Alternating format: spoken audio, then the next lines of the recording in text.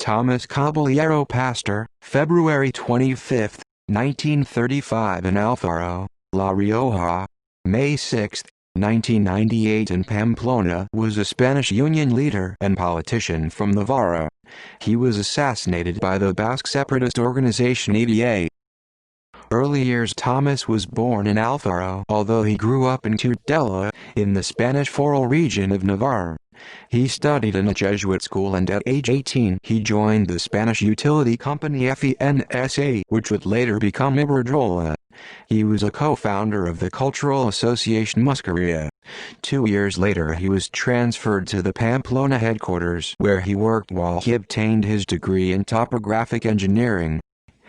Political activism and ideology. In 1963 he became president of the Energy Union in Navarre, and in 1967 he was elected president of the Navarrian Workers' Council. Through this position, he defended the social and labor rights of all the Navarrian workers in opposition to the official union that Francoist Spain had enabled after the Spanish Civil War. He held this position until 1974. Simultaneously, he became a local council member at the Pamplona City Council as a social councillor in 1971.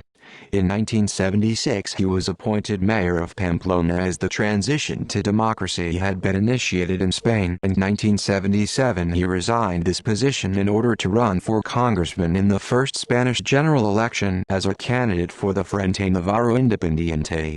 He remained a union representative up until 1987. At the same time, from 1984 to 1994 he was elected president of the Cultural and Sports Association Navarrina. In 1995 he was elected to the Pamplona City Council under the Unión del Pueblo Navarro (UPN) candidate list, although he ran as an independent. Tomás eventually joined UPN and took over the previous spokesman for the local government, Santiago Cervera. He also retired from his job at Iberdrola in 1997 after 42 years of work. In 1998, 3 political parties in the Pamplona City Council, PSN, CDN and IU, forced UPN into the opposition benches. Among the reasons often cited in order to explain why ETA specifically chose Tomás, their UPN fellow party affiliate, a lawsuit filed by Nationalist Party Harry Batasuna. Harry Batasuna argued that Tomás had libeled them when in 1998, immediately after the murder of José Ignacio Irigoyen, Caballero stated in a response to the city council members from HB who did not vote in favor of an official condemnation of the assassination by the city council. "What you really pretend is to keep murdering so that, in this way, we may become frightened. And by murdering I don't mean exclusively the act of pulling the trigger, but to incite or to support the act of murdering itself.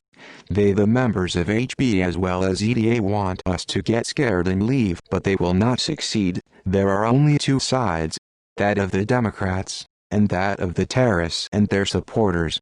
Make up your mind and decide which one are you on." A local judge dismissed the lawsuit. Only a few months later, after a trip with the local government to Yamaguchi, Japan, ETA members assassinated him. Murder and public reaction. On May 6, 1998 Tomás Caballero was assassinated by ETA members at the doorstep of his house as he was getting ready to leave home for work. At the time of his death, Tomás Caballero was married, and had 5 children and 8 grandchildren. His funeral and burial became a massive show of support towards all victims of terrorism.